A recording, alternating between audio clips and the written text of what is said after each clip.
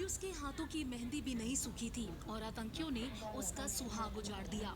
शादी के 6 दिन के बाद ही उजड़ गई खुशियां। पहलगाम हमले में नेवी ऑफिसर की मौत के बाद पूरे देश में नाराजगी देखने को मिल रही है। जी हाँ, कश्मीर में हनीमून मनाने गए नौसेना के अधिकारी लेफ्टिनेंट विनय नरवाल, जिनकी उम्र 26 साल की थी, उनकी मौत हो गई। विनय नरवाल हरियाणा के रहने वाले थे और इसी महीने अप्रैल में उनकी शादी हुई थी। वो अपनी पत्नी के साथ जम्मू कश्मीर घूमने गए थे। गनीमत रही कि हिमांशी आतंकियों के निशाने पर नहीं आई।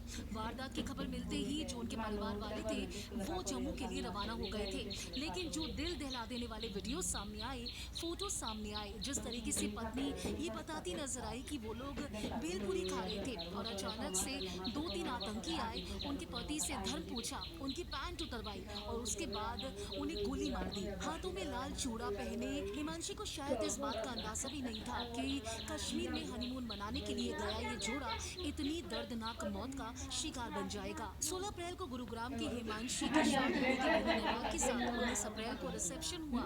नया जोड़ा 2 दिन पहले ही हनीमून पर जम्मू कश्मीर गया था। हिमांशी दिल्ली यूनिवर्सिटी से पीएचडी कर रही है। उनके पिता सुनील कुमार हरियाणा सरकार में अधिकारी है। माता पिता के इकलौते बेटे विनय 3 साल पहले नेवी में भर्ती हुए थे और कोची में तैनात थे। अभी फिलहाल वो शादी की वजह से छुट्टियों पर थे। विनय नरवाल जो कि अपनी वाइफ के साथ गए थे और ऐसे में जब उनके साथ ये दर्दनाक हादसा हुआ, उस टाइम पर लाल चूड़ा पहने जो उनकी वाइफ थी हिमांशी बार बार मदद के लिए लोगों को पुकार रही थी। उन्हें शायद इस बात का अंदाजा बिल्कुल भी नहीं था कि कश्मीर की वादियों में उनके साथ जो कुछ होने वाला है।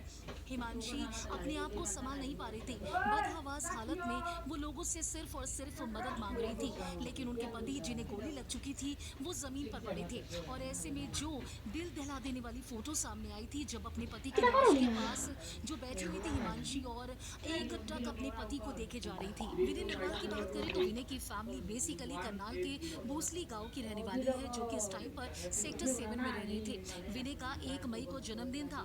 आतंकी हमले की जानकारी हिमांशी ने खुद अपने परिवार वालों को फोन पर दी। इस हमले में मरने वालों की संख्या अब 28 हो चुकी है। रिपोर्ट्स की माने तो 27 पुरुष और 1 महिला की मौत हुई। 10 से ज्यादा लोग घायल हो गए हैं इस हमले में केरल के रहने वाले रामचंद्रन की भी मौत हो गई। उनका शव आज उनके घर भेजा जाएगा। मृतकों में एक नेपाल का नागरिक और एक सऊदी अरेबिया का नागरिकता वाला भारतीय भी शामिल है। सभी शवों को श्रीनगर लाया गया। पोस्टमार्टम श्रीनगर में ही होगा। शवों को परिजनों को सौंपने में 2 दिन तक का समय लग सकता है।